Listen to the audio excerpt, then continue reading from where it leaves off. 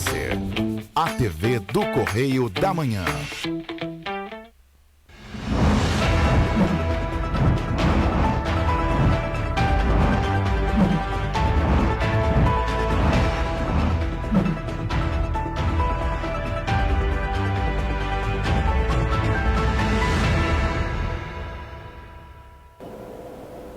Olá, sejam bem-vindos ao Correio da Manhã na TV. Muito obrigado pela sua presença, sua audiência. Hoje já é quarta-feira, hein, gente? Olá, Nossa, Roberta. Olá, Jorge. Olá para você que nos acompanha. Seja muito bem-vindo.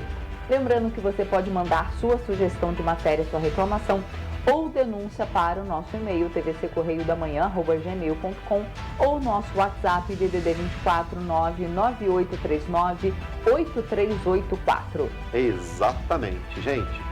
Fica com a gente aqui, vamos às notícias. Hein? Exatamente, antes das notícias, olha só, hoje Petrópolis amanheceu com o céu parcialmente nublado, tomara que daqui a pouco faça aquele sol, né? Olha só, essas são imagens feitas hoje bem cedinho da nossa sede que fica no centro de Petrópolis. E vamos às notícias desta quarta-feira, dia 30 de novembro. Hospitalizações por Covid-19 mantêm tendência de alta nos estados. Campanha Natal do Bem produz brinquedos para doar a crianças em vulnerabilidade social. A arrecadação federal atinge 205 bilhões de reais em outubro. Usuários de energia já pagaram 25,8 bilhões em subsídios neste ano. E mais, Brasil gera 159 mil empregos formais em outubro. Agora, no Correio da Manhã na TV. Gente, vamos começar com os destaques do nosso jornal. Lembrando que você pode acessar o nosso site, correiodamanhã.com.br. Lá tem todas as notícias e informações do dia e muito mais. Mas hoje a gente vai dar uma olhada e repercutir o nosso Correio Petropolitano novamente aqui. Vamos dar uma olhada na primeira página dele, por favor. Governo empossa hoje comitê que fiscalizará concessões de saneamento. Esse é o destaque da página 3 da coluna Magna Vita. Exatamente. Ali na página 6, Plano Verão, cenário de risco de Petrópolis está ainda pior. E é uma verdade, né? Pedido de registro do Natal Imperial era para ajudar, diz autor. Esse aí é o destaque da página 5. Ali embaixo, ali na coluna Magna Vita ainda, vice-governador eleito do Rio visita redação do Correio da Manhã. Nas notas petropolitanas, na página 3, a NTT publica reajuste da tarifa do pedágio da BR-040. Meu Deus, nossa. Já não é barato, né? Vamos lá. Na página 5, gente, a SP aponta queda nos casos de letalidade violenta. A gente também tem um material completo sobre isso, principalmente aqui sobre Petrópolis, no nosso jornal. Ainda sobre Petrópolis, lá embaixo na página, destaque da página 6 do Correio Petropolitano, agendamento da vacina contra Covid em bebês e município vai ganhar mais um conselho tutelar. Exatamente. Vamos ali na página de opinião rapidamente, dar uma olhadinha. Editorial ali, as tragédias que podem ser evitadas é o primeiro, e o segundo, Natal Imperial ou Halloween? É um deles. Esse aqui eu fiquei curioso para ler, viu? Então, se eu fiquei, eu acho que você também está. Corre nas bancas e compra o nosso Correio Petropolitano. Já está nelas à disposição. Eu queria só dar um outro destaque aqui da página 2, se você me permitir. A história do Correio Petropolitano tem umas coisas tão interessantes ali, e eu gosto, né? Companhia Brasileira de Energia sem contrato legal. Olha, 30 de novembro de 1947 era motivo de discussão nas sessões da Câmara Municipal o fato de uma Companhia Brasileira de Energia Elétrica não ter contrato firmado com a municipalidade para seus serviços. Olha só, a gente vê aí que os embrólios políticos e de empresas são antigos, né? É verdade. Então, tá aqui, tem mais aqui sobre a nota, mas é sempre interessante o nosso Correio Petropolitano aqui na história. Vamos à coluna Magna Vita ali, página 3. Vamos começar com a foto em destaque da coluna, o vice-governador eleito Tiago Pampolha visitou a redação do Correio da Manhã após ser entrevistado para o programa de Rodrigo Betlin na TV Correio da Manhã. Ele foi recebido pelo presidente do jornal, Marcos Salles. A entrevista foi quente e Tiago fez revelações que agitarão o meio político, já disponível no YouTube da TVC 16. Exatamente. O principal destaque, inclusive lá na linha vermelha do nosso jornal, na primeira página, Estado empossa membros dos comitês de fiscalização das concessões de saneamento. Referente ao Estado, isso aqui, tá, gente? Ó, nessa quarta, às 10h30, o governo do Estado dará posse aos membros e entidades e pessoas físicas dos 4 comitês de monitoramento das concessões dos serviços de saneamento em evento no Palácio Guanabara. O processo de habilitação dos candidatos foi coordenado pela Secretaria de Estado da Casa Civil e os comitês serão presididos pela Agência Reguladora de Energia e Saneamento Básico do Estado do Rio de Janeiro, a Genersa. Entre os órgãos que serão empossados empossados estão grupos acadêmicos, coletivos, associações e outras entidades com atuação no setor do saneamento básico. Importante, depois que foi privatizado o setor de saneamento do Estado, tem que ficar de olho realmente. E tem outras notícias aqui, ali do lado ali tem Petropolitanas, né? Falando sobre o pedágio da Concer, que será reajustado. Mais um absurdo aqui para as condições da BR-040, que já não são boas. Aqui dentro da matéria diz que os pedágios vão de 12,40 para 14,10. Nossa Senhora. É um reajustezinho Nossa, bom, né? É muito. Cada vez mais os petropolitanos ficam isolados, né? Porque é isso. É isolar quem tem condição de ir ao Rio de Janeiro, né? Exatamente. R$30 ida e volta. Exatamente. Complicado, né? Fora o pessoal que trabalha, né? Ah, tem ônibus e tal, mas a gente sabe que se o pedágio aumenta, gente, vai bater no bolso de quem trabalha, de quem desce todo dia para o Rio. Tem muita gente também lá debaixo do Rio de Janeiro, não só do Rio, mas da Baixada, que vem para Petrópolis trabalhar também.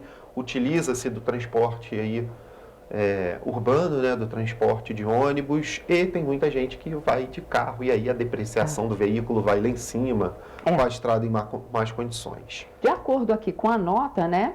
Esse acréscimo não vai ser aplicado aos motoristas por enquanto, mas essa conta, esse reajuste vai chegar. De acordo com a Concer e com a deliberação da Agência Nacional de Transporte Terrestre, a ANTT, o reajuste será postergado devido ao término do prazo do contrato de concessão e a previsão de débitos da concessionária com a ANTT. Mas é isso, já está aí o aviso. Chega. Vai chegar daqui a pouquinho, porque a tarifa já foi reajustada. Tem outras notícias. Você quer dar mais uma? Tem outras notícias aqui, petropolitanas, que eu gostaria de dar destaque. Canal de atendimento. O Sindicato dos Trabalhadores Rodoviários de Petrópolis lançou um número de atendimento via WhatsApp, que é o 24 988327068 para atender aos sindicalizados. Funciona de segunda a sexta-feira, das 9 horas da manhã às 5 horas da tarde e também aos fins de semana em regime de plantão. A notícia é boa, assim os trabalhadores podem encaminhar denúncias para situações de trabalho em tempo real. Então aí o Sindicato dos Trabalhadores Rodoviários de Petrópolis ampliando o atendimento aos rodoviários. Pois é. Tem aqui uma obras, né? O prefeito Rubens Bom Tempo enviou um ofício ao governador Cláudio Castro, reiterando a necessidade do início imediato das obras assumidas pelo Estado em Petrópolis, pós-tragédia. Pediram para perguntar quem reitera para o prefeito a necessidade do início imediato das obras da prefeitura. Exatamente, né? Ele está cobrando do governador e tem que iniciar mesmo, né? E quem pergunta para ele, né? E quem pede para o prefeito iniciar de imediato, né? Vamos à política agora, vamos aos quadros nacionais aqui do nosso jornal. O PL quer preservar liberdade de expressão. Legenda fala em garantir direito de contestar decisões. E aqui o partido fala o seguinte dentro da matéria, ó. O PL informou nesta terça-feira que vai adotar medidas para garantir o direito de contestar decisões judiciais sem sofrer retaliações. O posicionamento da legenda foi divulgado em nota à imprensa. Na semana passada, o presidente do Tribunal Superior Eleitoral, o ministro Alexandre de Moraes, condenou o partido por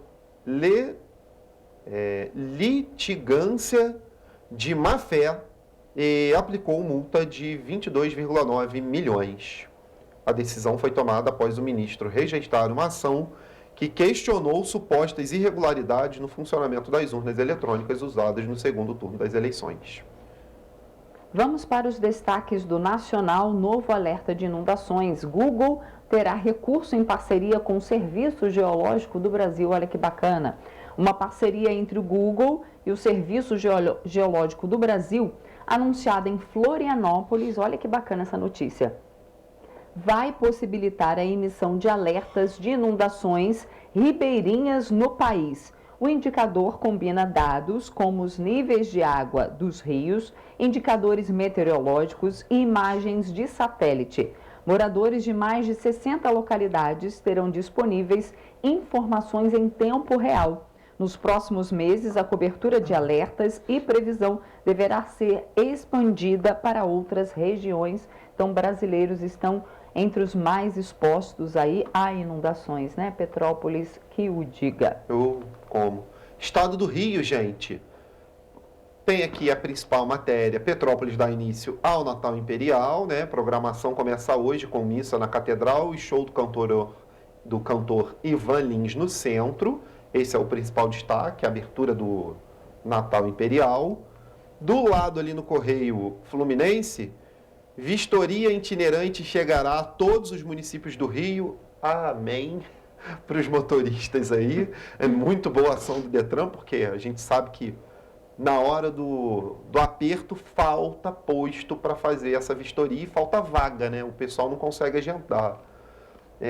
Ali embaixo, ali, redução da letalidade, dados do INSPE ali, a gente vai falar também sobre isso, a gente tem matéria. Enel prorroga campanha de negociação de dívidas.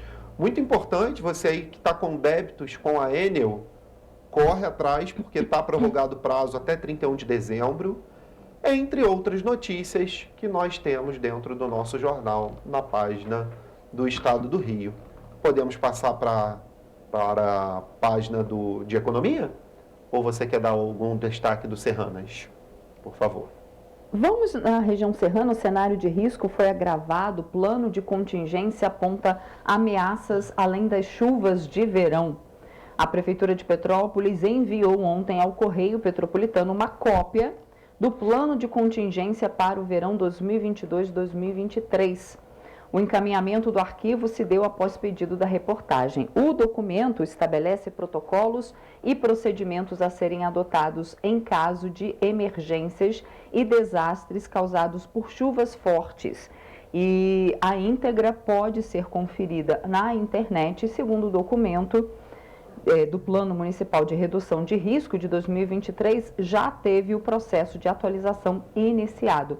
Então, você pode conferir essa reportagem completa sobre esse plano de contingência, que é muito importante, é um documento que traça aí as metas e os planos, né, para as chuvas de verão em Petrópolis, né?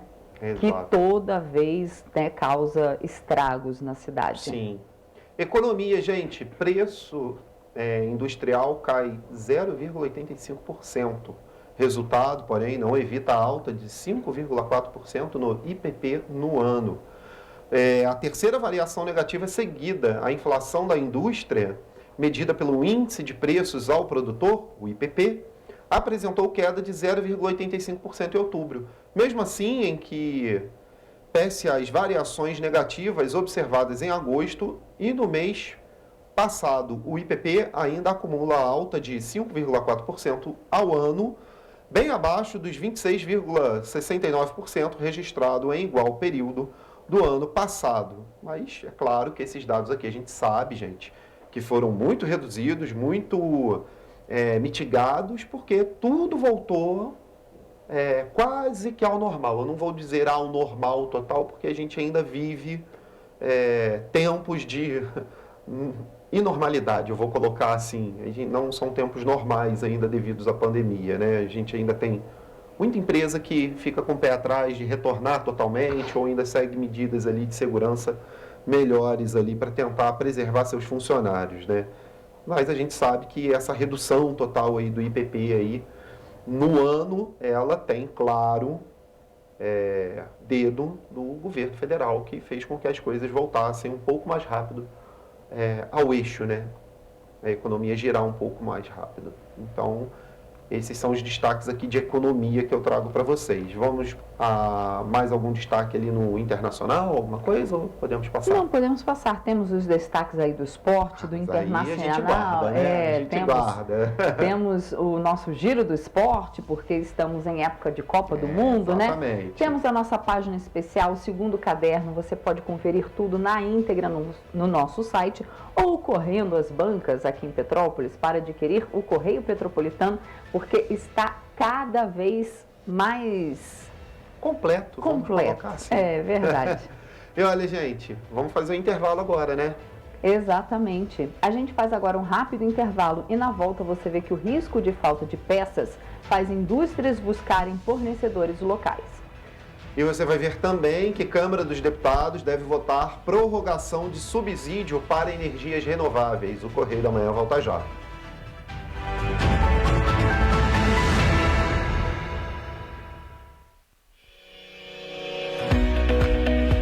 Olá, amigo e amiga! Esta época de tempo mais frio contribui para espalhar doenças respiratórias, incluindo a temida Covid-19. Você que não deixa de cuidar da sua saúde, confira sua caderneta de vacinação e não perca a oportunidade de atualizar o seu calendário de vacinas. É simples e faz bem a você e a quem vive ao seu redor. Acesse o site novaiguaçu.rj.gov.br. Procure o ponto de vacinação mais próximo e tome todas as doses recomendadas para a sua idade. Não perca tempo, pegue a sua caderneta e coloque a sua vacina em dia. Aproveita e confere a caderneta de toda a família também, tá? Juntos vamos seguir vencendo a Covid-19. Não vacile, vacine. Prefeitura de Nova Iguaçu.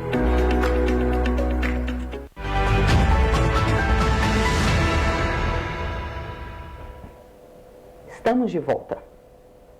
Os primeiros lotes da vacina bivalente Covid-19 devem chegar ao Brasil no início de dezembro. A previsão é da fabricante Pfizer, que tem acordo assinado com o Ministério da Saúde para a entrega de todas as vacinas disponíveis e aprovadas pela Agência Nacional de Vigilância Sanitária. O quantitativo da primeira entrega vai ser divulgado nos próximos dias. De acordo com a decisão da Anvisa, as vacinas bivalentes podem ser aplicadas no Brasil como dose de reforço para pessoas acima de 12 anos. Identificados por tampa na cor cinza, cada frasco vai conter 6 doses e a vacina não pode ser diluída. Os imunizantes aprovados são bivalente BA1, 4 e 5, que protegem contra a cepa original e também contra as subvariantes Ômicron. O Ministério da Saúde reforça que os brasileiros precisam tomar as doses de reforço contra o coronavírus para garantir a proteção. Mais de 77 milhões de pessoas deixaram de comparecer aos postos para tomarem as doses de reforço. Estudos mostram que a estratégia de reforçar o calendário vacinal aumenta em mais de 5 vezes a proteção contra os casos graves e também contra os óbitos pela Covid-19. Larissa Martins, de volta aos estúdios. Muita atenção aí, então. Olha só, a incidência de casos de síndrome respiratória aguda grave associada à Covid-19 mantém uma tendência de alta em todas as regiões do país, segundo o boletim Infogripe, divulgado ontem pela Fundação Oswaldo Cruz. O estudo informou ainda que o crescimento das hospitalizações está presente em 20 das 27 unidades da federação e se concentra especialmente na população adulta e nas faixas etárias acima de 60 anos. Os dados epidemiológicos analisados pelos pesquisadores compreendem de 20 a 26 de novembro e apontam que a Covid-19 causou 71,3% dos casos virais de internação por síndromes respiratórias graves. A análise das últimas 6 semanas mostra que os estados que não apresentam alta nas internações estão em situação de estabilidade. São eles Acre, Amazonas, Amapá, Espírito Santo, Mato Grosso, Rondônia e Tocantins. Nas demais unidades da federação, a tendência é de alta. Diante disso, especialistas recomendam que a população se proteja da exposição ao vírus, com a utilização de máscaras adequadas em locais como transporte público, locais fechados ou mal ventilados, aglomerações e nas unidades de saúde. Enquanto a Covid-19 avança entre a população adulta, o boletim indica uma retomada do crescimento dos casos associados ao vírus sincial respiratório em crianças pequenas, nos 3 estados da região sul. O VSR também mantém presença expressiva nas crianças de 0 a 4 anos do estado de São Paulo. A Enel Distribuição Rio está realizando até o dia 14 de dezembro a campanha Natal do Bem para doação de brinquedos a instituições que abrigam crianças em situação de vulnerabilidade social. A campanha Natal do Bem tem o objetivo de produzir brinquedos por meio de artesãos que participam do projeto Enel Compartilha Empreendedorismo em todo o estado do Rio de Janeiro. A meta é arrecadar cerca de 2.000 produtos que vão ser doados para a Associação de Assistência Social Coração de Jesus, uma organização não governamental que atende crianças em situação de vulnerabilidade social. Para participar, você que é cliente da Enel Rio, basta que o cliente titular da conta acesse um dos canais de atendimento da empresa e escolha receber a fatura por e-mail, fatura digital. Dessa forma, o custo da impressão da conta será convertido para a campanha. Um dos objetivos da iniciativa é a valorização do pequeno empreendedor, já que ao convidar os artesãos para produzirem os brinquedos, a geração de renda e emprego. É importante destacar que para participar da campanha Natal do Bem, só vão ser considerados novos cadastros na fatura digital. A campanha de doação de brinquedos vai até o dia 14 de dezembro. Vamos para a economia agora. A União arrecadou 205,47 bilhões de reais em impostos em outubro, de acordo com dados divulgados na terça-feira em Brasília pela Receita Federal. Na comparação com outubro do ano passado, houve um crescimento real de 7,97%, ou seja, acima da inflação em valores corrigidos pelo Índice Nacional de Preços ao Consumidor Amplo, o IPCA. O valor é o maior desde 2000, tanto para outubro quanto para o período acumulado. No acumulado do ano, a arrecadação alcançou 1,83 trilhões de reais, representando acréscimo acima da inflação de 9,35%. Os dados sobre a arrecadação de outubro estão disponíveis no site da Receita Federal. Quanto às receitas administradas pela Receita Federal, o valor arrecadado em outubro foi de 185 bilhões, representando um acréscimo real de 7,39%, enquanto no período acumulado de janeiro a outubro, a arrecadação alcançou 1,71 trilhões, alta real de 7,62%.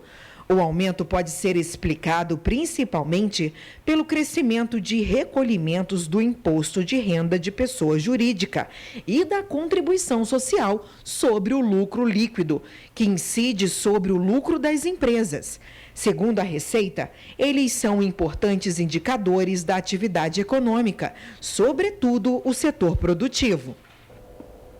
Os consumidores brasileiros já pagaram este ano mais de 25 bilhões de reais em subsídios embutidos nos impostos da conta de energia elétrica. O montante equivale a 12,59% da tarifa média paga pelas residências no país. O levantamento foi divulgado na terça-feira pela Agência Nacional de Energia Elétrica, por meio do subsidiômetro, uma ferramenta criada para detalhar os subsídios presentes do setor elétrico e qual o custo deles para o consumidor.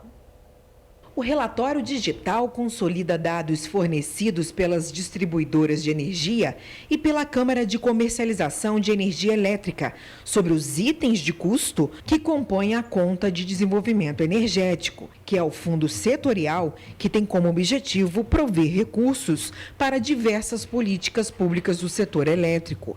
Nos últimos 5 anos, a CDE dobrou seu orçamento, passando de 15,99 bilhões em 2017 para 32,10 bilhões em 2022. Do valor pago da fatura para a CDE, 8,9 bilhões foram para a conta de consumo de combustíveis usados para custear a geração termoelétrica nos sistemas isolados, que não foram conectados ao Sistema Interligado Nacional, como regiões da Amazônia. O custeio da geração por fontes renováveis também levou 6,9 bilhões. Outros 3,3 bilhões foram para a tarifa social, para o custeio de desconto a famílias de baixa renda. Na geração distribuída, o subsídio chega a 2,2 bilhões, que inclui os sistemas de micro e mini geração de energia,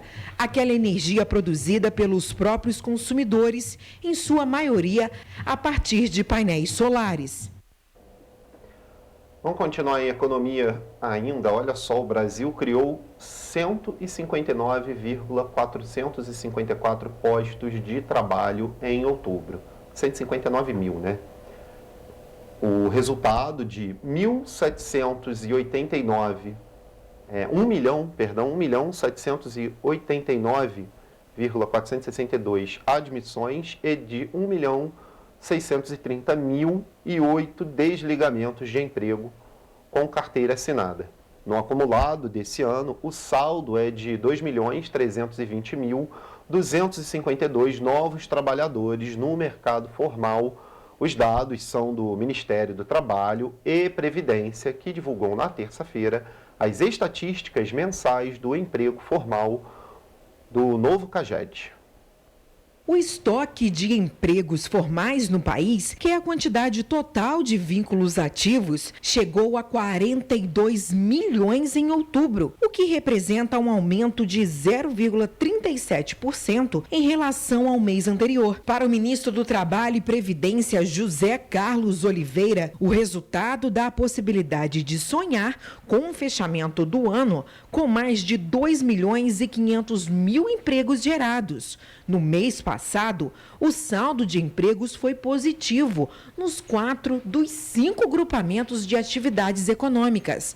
Serviços, com cerca de 91 mil novos postos distribuídos, principalmente nas atividades de informação, comunicação e atividades financeiras, imobiliárias, profissionais e administrativas.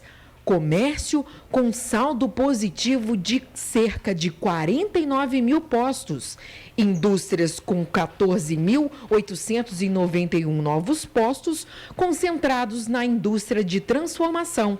E construção, com cerca de 5.300 postos de trabalhos gerados. Já o setor de agricultura, pecuária, produção florestal, pesca e agricultura fechou com 1.435 empregos formais, em razão das sazonalidades da atividade. Começam a surgir no país os primeiros sinais de mudança nas cadeias de abastecimento da indústria e do comércio, provocadas pelo choque da pandemia e da guerra entre Rússia e Ucrânia. A disparada da inflação global, a interrupção no fluxo de mercadorias e o aumento no preço do frete marítimo estão levando a indústria a investir na verticalização da produção ou a prospectar mercados de mais baixo risco para novos investimentos. Esse movimento deixa de lado o modelo tradicional de globalização e aposta na regionalização. Desde 2020, o que se vê na indústria de bens duráveis, como eletroeletrônicos, eletroportáteis, informática, autopeças e motocicletas, é o avanço de novos projetos para produzir localmente parte dos itens que antes eram fabricados, sobretudo na China. Esse movimento já aparece na Zona Franca de Manaus, que é a porta de entrada para empresas estrangeiras por oferecer benefícios fiscais. Em 2020, a Superintendência da Zona Franca de Manaus, a SUFRAMA, aprovou 142 projetos. Em 2021, foram 176. E a perspectiva é fechar este ano com 198, segundo o coordenador de projetos industriais da SUFRAMA, o economista Marcelo Pereira. Neste ano, 36% dos projetos se referem à implantação de novas fábricas e o restante são novos produtos em indústrias já instaladas. Do total de projetos, 34% são de empresas que estão chegando ao Brasil. É a maior fatia de companhias estreando no país nos últimos 5 anos. A maior parte das novas empresas estrangeiras com projetos aprovados é da China, que está novamente às voltas com um lockdown. Mas há também companhias da Índia, dos Estados Unidos, do Japão e do Peru. O Brasil, na visão de especialistas, aparece na lista dos destinos com mais chance de fazer parte desse novo modelo de regionalização da cadeia de produção, ao lado de México, Vietnã e Austrália. O país é favorecido por ter potencial para produzir com uma matriz energética limpa, não ter conflitos geopolíticos, ser capaz de abastecer a América Latina e estar relativamente próximo dos Estados Unidos e da Europa. E olha, a Câmara dos Deputados pode votar nessa semana o projeto de lei que amplia em 12 meses o prazo para subsídios aos projetos de micro e mini geração distribuída quanto aos próprios consumidores geram energia, principalmente a partir de placas solares. O projeto de autoria do deputado Celso Russomano, do Republicanos SP, altera a lei que provinha isso, legal da geração distribuída, sancionada em janeiro de 2022. Segundo a legislação, os projetos protocolados junto à ANEEL, Agência Nacional de Energia Elétrica, até 6 de janeiro de 2023, teriam os descontos. Depois disso, haveria um período de transição com redução progressiva dos subsídios. Os donos de projetos de geração distribuída afirmam que as distribuidoras estão dificultando a conexão dos projetos à rede, sob a justificativa de que a ANEEL ainda não regulamentou a legislação. Já as distribuidoras, representadas pela ABRADI, Associação Brasileira de Distribuidores de Energia Elétrica, afirmam que o projeto deve custar 80,5 bilhões na conta de luz até 2045, ou 3,5 bilhões por ano na conta de desenvolvimento energético. Em 2023, os subsídios à geração distribuída devem custar 5,4 bilhões de reais, segundo cálculos da ANEEL. Na semana passada, os deputados aprovaram um requerimento de urgência para acelerar a tramitação da proposta. Isso vai possibilitar que o projeto seja incluído na pauta do plenário, sem precisar passar pelas comissões da Casa. O relator do texto será o deputado Beto Pereira, do PSDB do Mato Grosso do Sul. O Exército Brasileiro concluiu a escolha de sua nova viatura blindada de combate, o Centauro II, e agora se preparam para assinar no dia 5 de dezembro o contrato de cerca de 900 milhões de euros, algo em torno de 5 bilhões de reais, para aquisição de 98 veículos após realizar uma concorrência global. Os novos blindados Centauro II são fabricados pelo consórcio italiano Iveco Otto Melara, formado pelas empresas Iveco Veículos de Defesa e Leonardo. Esse modelo é considerado uma viatura caça-tanques, no melhor padrão internacional da atualidade. Com tração 8x8 e canhão de 120 milímetros de longo alcance, capaz de disparar munições especiais como projéteis supersônicos. O novo blindado de cavalaria, com 30 toneladas, é operado por 3 tripulantes.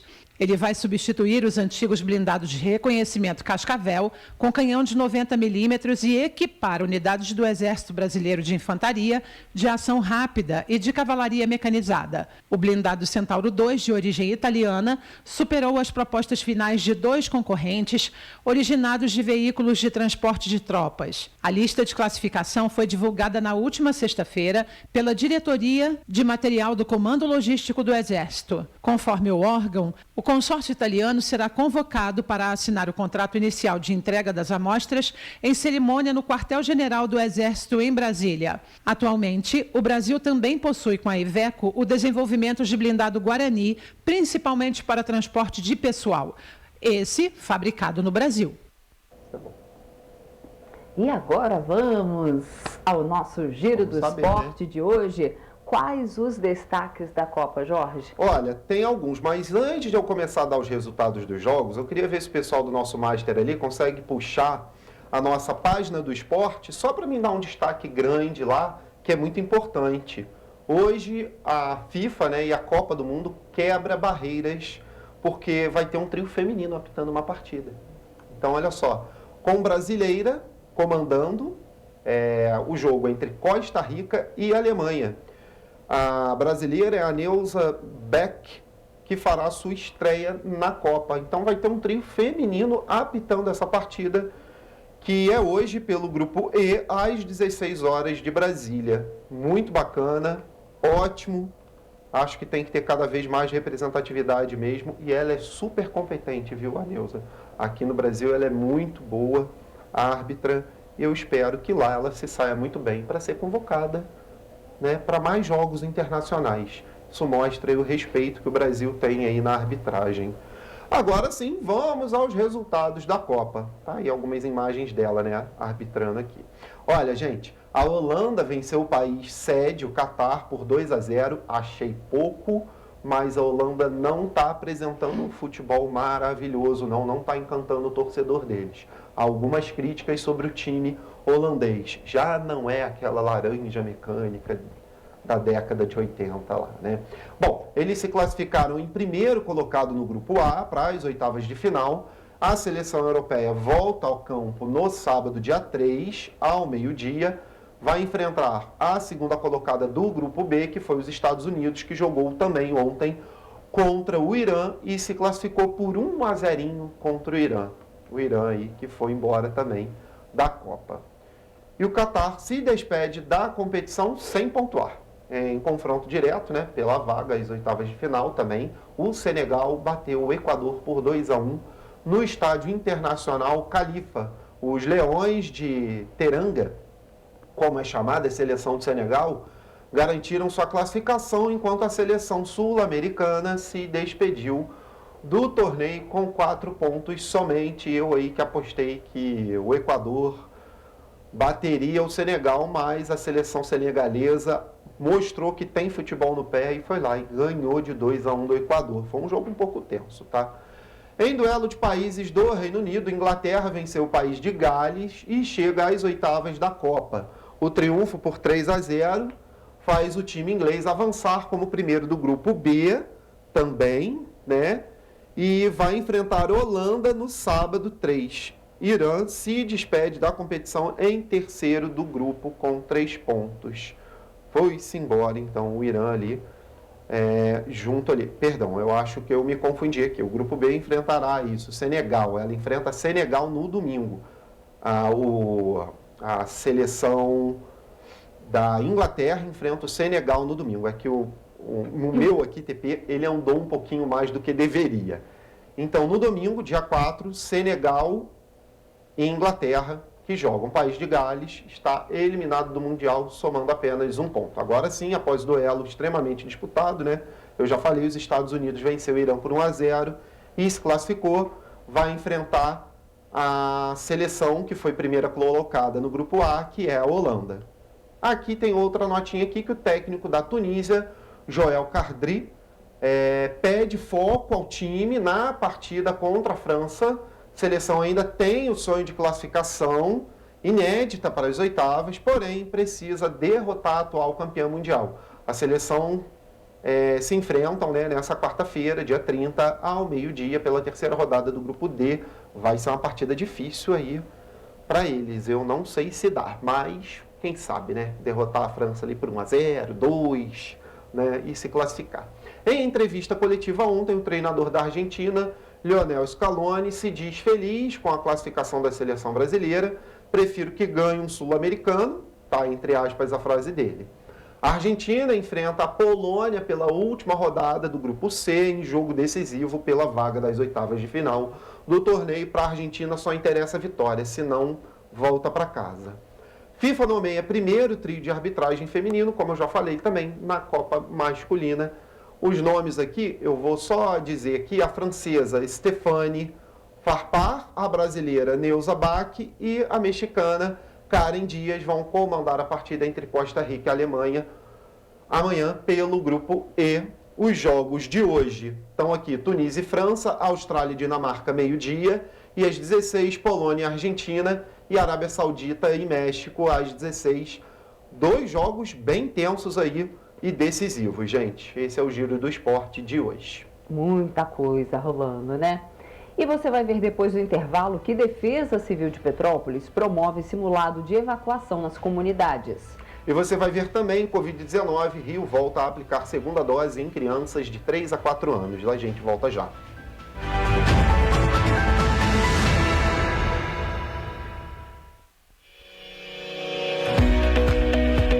Olá, amigo e amiga! Esta época de tempo mais frio contribui para espalhar doenças respiratórias, incluindo a temida Covid-19.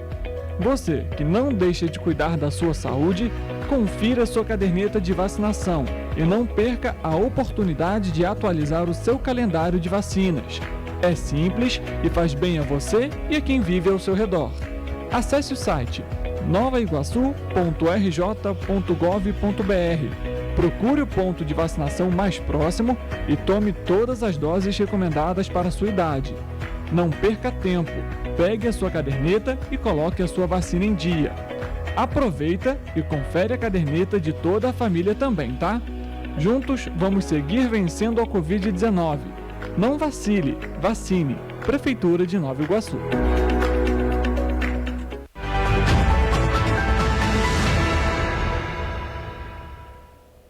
Voltamos. Olha, a descoberta feita essa semana pelo nosso jornal impresso, Correio Petropolitano, de que um publicitário da cidade pediu na justiça a propriedade de registro da marca Natal Imperial no Instituto Nacional de Propriedade Industrial repercutiu negativamente. Principalmente entre as pessoas que são afetadas diretamente com a realização do evento. Mas, segundo o Petropolitano, ele tomou essa decisão para garantir que a marca continue sendo usada na cidade. O descaso do poder público com o nome de um dos principais eventos de Petrópolis, o Natal Imperial, não repercutiu bem entre os profissionais do setor. Apesar disso, até a tarde desta terça-feira, a Prefeitura de Petrópolis preferiu não se pronunciar sobre o caso. Em contrapartida, Tiago Almeida Straub, o publicitário que solicitou a propriedade da marca, disse que tomou a decisão como forma de proteger o município, já que o poder público não havia registrado a marca de um dos principais eventos de Petrópolis. A utilização indevida dessa marca, dessa criação, dessa imagem, pode gerar uma série de transtornos para a pessoa que está cometendo a infração. Ela pode responder um processo criminal, inclusive ser detida. Ela pode responder um processo na esfera civil, onde ela vai ter que indenizar a pessoa criadora dessa imagem, desse bem corpóreo e incorpóreo, né, esse bem material e imaterial, pela utilização indevida. E, por fim, até pagar multa para os órgãos competentes, INPI, etc. Ainda de acordo com a nota enviada por Tiago, o pedido dele na Justiça para ser proprietário da marca Natal Imperial foi para garantir e assegurar os direitos de Petrópolis.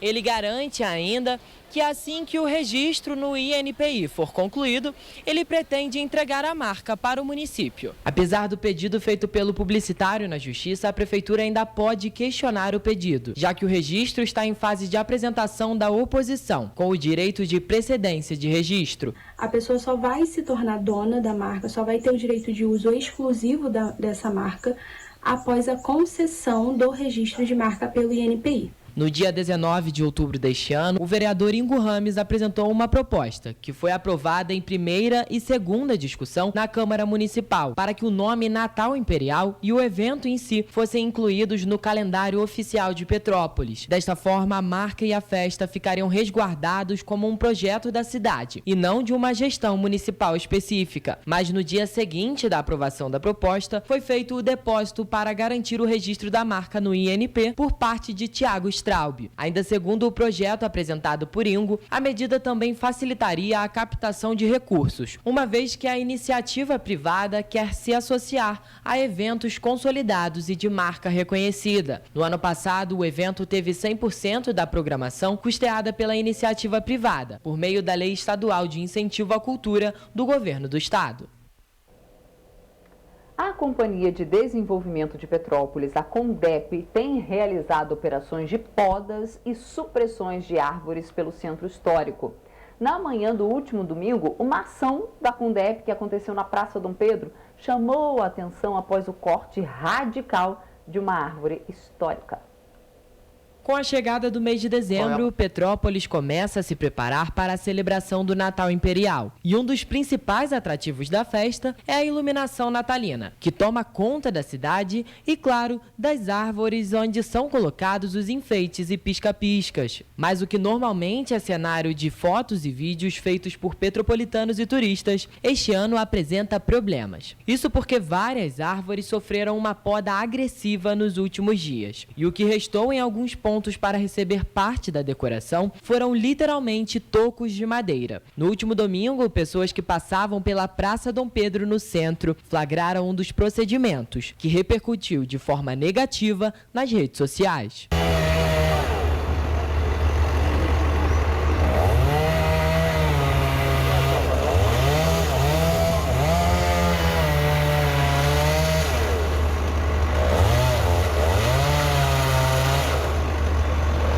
Como resposta à poda agressiva que assustou os moradores, a Prefeitura de Petrópolis informou na segunda-feira que estava fazendo um procedimento preventivo, tendo em vista que foi identificado que algumas árvores estavam apresentando risco de queda. Os problemas foram confirmados pelo engenheiro agrônomo Rolf Dieringer, mas ele ressaltou que todos poderiam ter sido evitados. Desta forma, não teria sido necessário podar as árvores de forma tão agressiva. Ainda de acordo com ele, só na Avenida Imperatriz, Tiradentes e Queller, desde o ano passado, centenas de árvores foram perdidas por negligência e falta de cuidados. Há anos que não se faz poda adequada.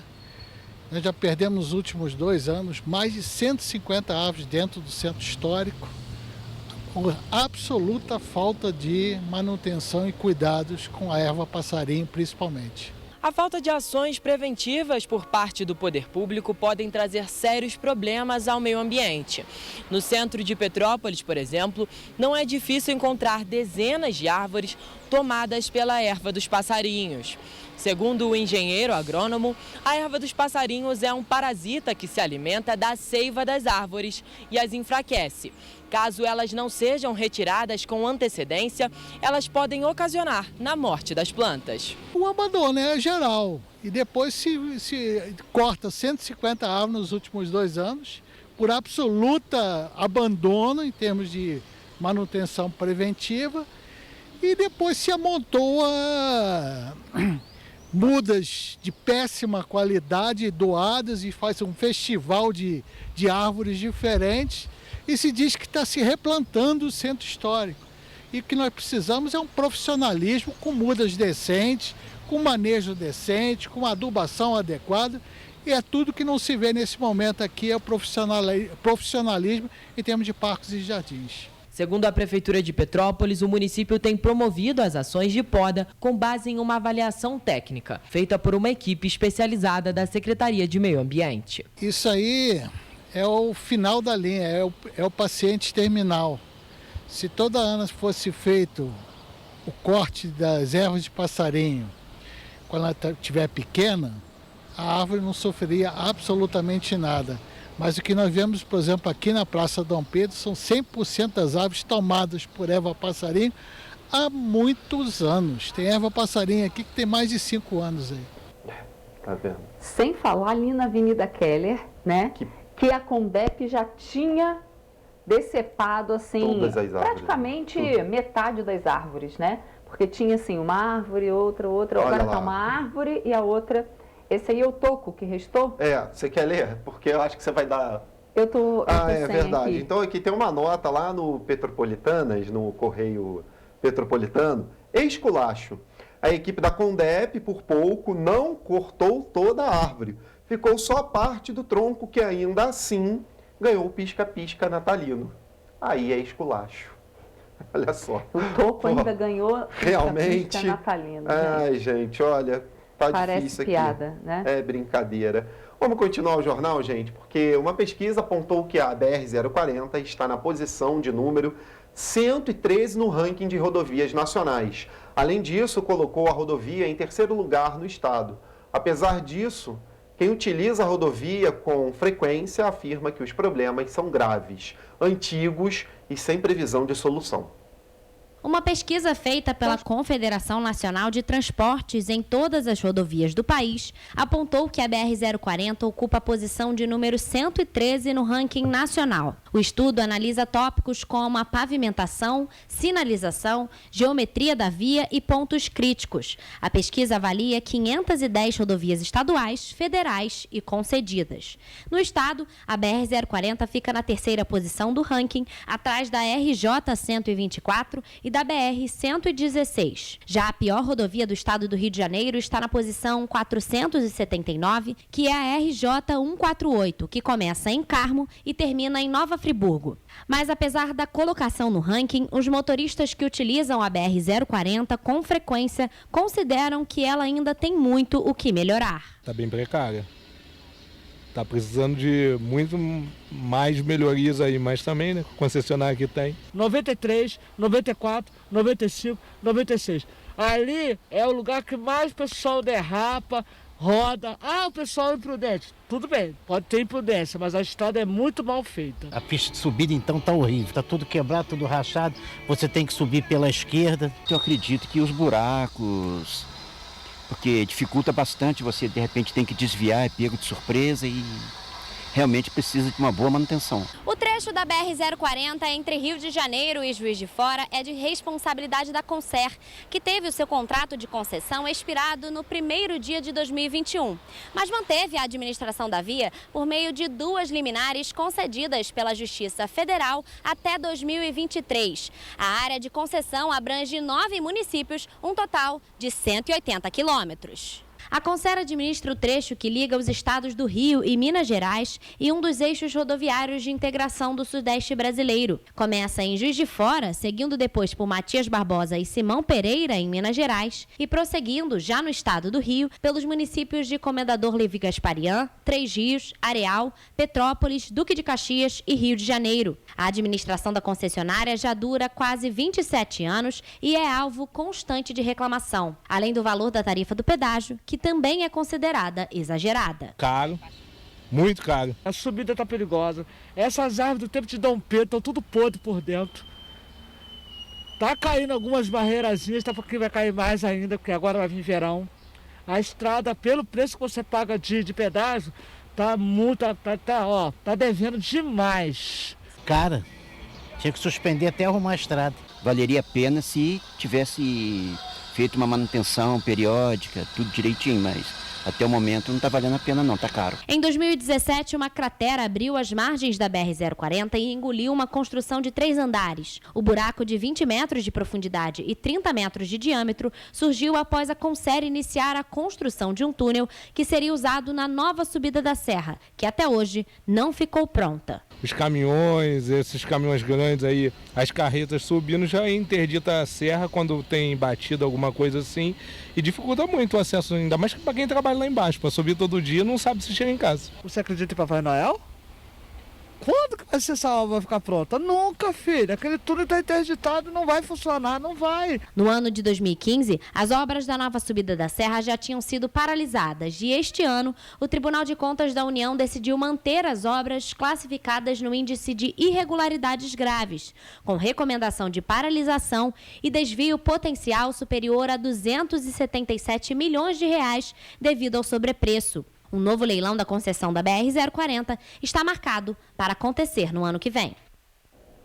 Seria lindo, né? Se não tivesse tido tantos desvios aí de verba. Ai, meu Deus, olha só. A cidade do Rio de Janeiro anunciou que retomará a aplicação, vamos vir aqui na aberta, da segunda dose da vacina contra a Covid-19 em crianças de 3 e 4 anos de idade. O imunizante Coronavac será aplicado a partir da quarta-feira, hoje, em 63 unidades de saúde. Segundo a Secretaria Municipal de Saúde do Rio de Janeiro, a retomada da vacinação para essa faixa etária, que estava interrompida desde 10 de novembro, foi possível devido ao recebimento de 27 mil doses da Coronavac. Ainda de acordo com a Secretaria Municipal de Saúde, a aplicação da primeira dose para essa faixa etária continua suspensa devido à pequena quantidade de doses recebida na atual remessa. E a Prefeitura de Petrópolis promoveu um simulado de evacuação nas comunidades do Gentil e Benfica, em Itaipava, no último sábado. A Defesa Civil orientou moradores sobre as rotas de fuga sinalizadas para que, em casos de chuvas fortes, a população saiba por onde escapar. O roteiro do simulado de evacuação de comunidade foi apresentado pelas equipes da Defesa Civil aos moradores de Itaipava, em Petrópolis, no último sábado. O objetivo foi orientar sobre as rotas de fuga que foram sinalizadas através do mapeamento, que contou com a participação da própria comunidade. O simulado é muito importante, porque desta maneira a gente consegue treinar as agências municipais e também a própria população que mora nessas áreas vulneráveis. Durante a desocupação, onde a gente simula uma situação de chuva intensa, onde tem risco de inundação e também de deslizamento de terra, as pessoas são orientadas a abandonar suas residências e a se dirigir para um ponto de encontro, um ponto de apoio mais seguro. A preparação para as chuvas acontece durante todo o ano. A atividade foi realizada simultaneamente em 16 municípios do estado e contou com a participação de 20 órgãos municipais e estaduais, além da participação de 800 agentes, militares e voluntários. A ação faz parte do plano de contingência para o verão 2022 e 2023. O simulado faz parte do calendário de ações relacionadas à Semana Estadual de Redução de Riscos de Desastres, promovida pelo Governo do Rio por meio da Secretaria de Estado de Defesa Civil e do Corpo de Bombeiros Militar do Estado do Rio de Janeiro. Cerca de 14 mil moradores foram beneficiados pelo exercício. Vamos agora à previsão do tempo.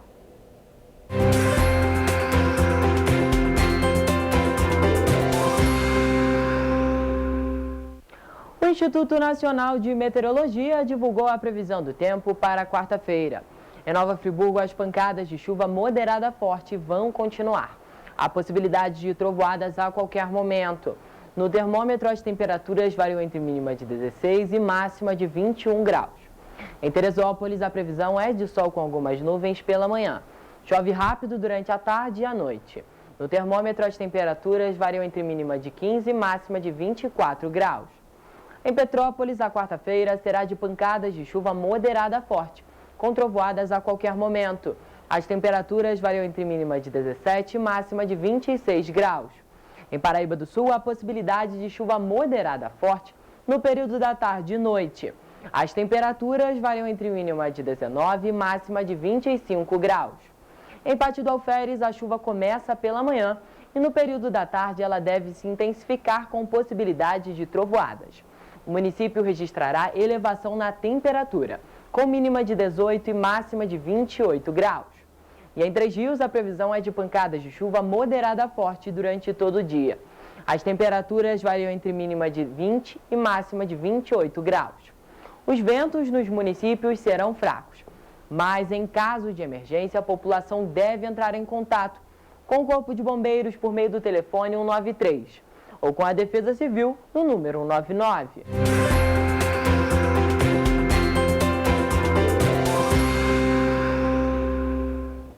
É isso, gente. Por hoje é só. Amanhã a gente está de volta às 7h30 da manhã, ao vivo, com você.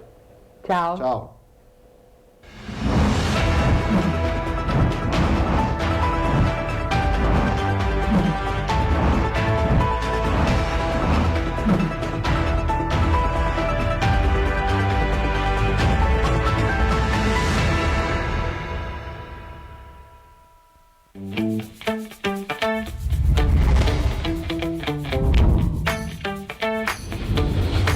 TVC, a TV do Correio da Manhã.